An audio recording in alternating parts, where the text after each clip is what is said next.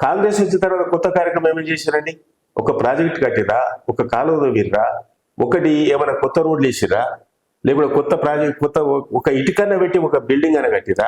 మీరేం చేసినారు? కాళేశ్వరంలో కూలేశ్వరం అయిపోయింది, కాళేశ్వరంలో మొత్తం అవినీతి, కారీ రేసింగ్ అన్నారు, దాంట్లో 50 కోట్ల అవినీతి అని చెప్పి ఏసీపీ చుట్టూ తిరుగుతున్నారు. తర్వాత చెప్పుకుంటా పోతే పాలమూరు ప్రాజెక్ట్ అన్నారు, రంగారెడ్డి పాలమూరు ఎత్తిపోతే మన మహబూబ్నగర్ జిల్లాకి ఆ ప్రాజెక్ట్ వస్తే 1 లక్షల పంటలకి బాగుపడుతుంది. అది ఇట్లా మోటార్ ఆన్ చేసిండ్రు, తర్వాత మళ్ళీ దాన్ని బంద్ చేయడం అనేది జరిగింది. సో మీరేం చేసిండ్రు 10 సంవత్సరాలుగా ఒక సెక్రటరియట్ చెప్పుకోవడానికి తప్ప? సెక్రటరియట్ సరే, అది రాజధాని నగరం సెక్రటరియట్ కానీ, లేకుంటే అంబేద్కర్ కానీ, లేకుంటే అక్కడ అమరవీరుల స్తూపం కానీ, అవన్నీ చేయవలసిందే చేసినాం.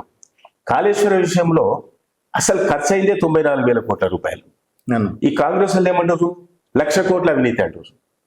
అంటే దాని బడ్జెటే 94,000 కోట్ల రూపాయలు, కానీ 1,00,000 కోట్ల అవినీతి జరిగింది అంటారు.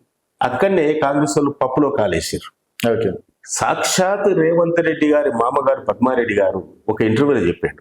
ఏం చెప్పిండు? 94,000 కోట్ల రూపాయలు కాళేశ్వరానికి అయితే 1,00,000 కోట్ల అవినీతి ఎట్లా జరిగింది? ఇదంతా రాజకీయ దురుద్దేశంతో మాట్లాడి చెప్పి ఆయనే చెప్పాడు. మేడిగడ్డ కానీ, సుందిల్ల కానీ, అన్నారం కానీ రివర్స్ పంపింగ్ చేయడానికి ఈరోజు ప్రపంచంలో మొట్టమొదటి ప్రాజెక్టు కాళేశ్వరం. ఏదో 2 పిల్లర్స్ కూలిపోయినంత మాత్రాన కాళేశ్వరం మొత్తం కూడా డ్యామేజ్ అయింది కాదు కదా. మన హరీష్ రావు గారు చెప్పారు, ఎక్కడెక్కడ ఏ ప్రాజెక్టు కూలిపోయింది, ఎక్కడెక్కడ ఏం చేసినాము, అప్పటి నుంచి స్వాతంత్రం వచ్చినప్పటి నుంచి మన ఆంధ్ర రాష్ట్రం ఏర్పడడం నుంచి ఎక్కడెక్కడ రిపేర్ చేసినాం అని కూడా చెప్పిండు. అది వాస్తవం కదా. ఇప్పుడు కాళేశ్వరాన్ని కూడా ఇలా కాళేశ్వరం ద్వారా 46 లక్షల ఎకరాలకు సాగునీరు ఇవ్వాలి. అదేవిధంగా చుట్టుపక్కల గ్రామాలకు మొత్తం కూడా త్రాగునీరు ఇవ్వాలి. అది ప్రపంచంలో పెద్ద ప్రాజెక్టు వాస్తవంగా చేస్తే.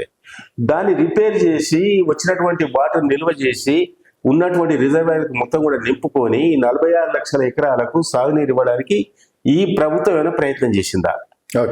1.5 సంవత్సరాల నుంచి మొత్తం కూడా దాని కాళేశ్వరాన్ని మొత్తం కాలి పెట్టారు, నీళ్ళు తీసేసారు. సుందిల్ల, అన్నారం మొత్తం కూడా, మేడిగడ్డ మొత్తం కూడా కాల్ చేశారు.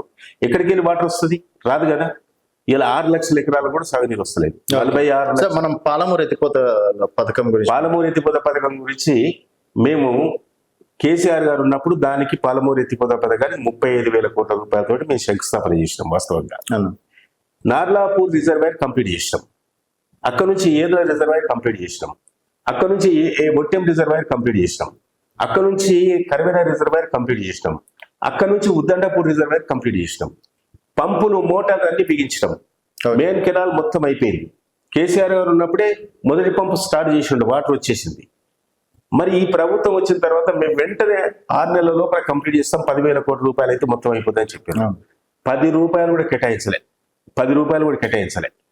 ఇదే రేవంత్ రెడ్డి గారు జయపాల్ రెడ్డి గారి విగ్రహ ఆవిష్కరణకు కలవకుర్తికి వచ్చి ఆ బహిరంగ సభలో ఏం చెప్పిండు? ఈ పాలమూరు రంగారెడ్డి ప్రాజెక్టును స్వర్గీయ జయపాల్ రెడ్డి గారి పేరున నామకరణం చేస్తున్నాము అని చెప్పిండు. నేను సవాల్ చేసిన తర్వాత చాలాసార్లు కలవకుర్తిలో మాట్లాడా. రేవంత్ రెడ్డి గారు జయపాల్ రెడ్డి గారు పేరు పెట్టడానికి మేము వ్యతిరేకిస్తలేము. ఎందుకంటే జయపాల్ రెడ్డి గారు మా కలవకుర్తి ముద్దుబిడ్డ, 4 సార్లు కలవకుర్తికి ప్రాధాన్యత వహించాడు. మహబూబ్నగర్ నుంచి కూడా పార్లమెంట్ సభ్యుడయ్యాడు, నల్గొండ నుంచి కూడా పార్లమెంట్ సభ్యుడయ్యాడు, రంగారెడ్డి చేవెళ్ళ నుంచి కూడా పార్లమెంట్ సభ్యుడయ్యాడు. ఆ జయపాల్ రెడ్డి గారి పేరు పెట్టిర్రు.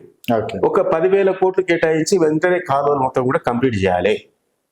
మా పాత పాలమూరు జిల్లాకు 77,50,000 ఎకరాలకు సాగునీరు వస్తుంది. రంగారెడ్డి జిల్లాకు 5 లక్షల ఎకరాలకు సాగునీరు వస్తుంది. 30,000 ఎకరాలకు దేవరకొండ ప్రాంతానికి, మునుగోడు ప్రాంతానికి వస్తుంది. అంటే జయపాల్ రెడ్డి గారు 3 ప్రాంతాలకు ప్రాతినిధ్యం వహించండి కాబట్టి ఈ 3 ప్రాంతాలకు వాటర్ వస్తుంది.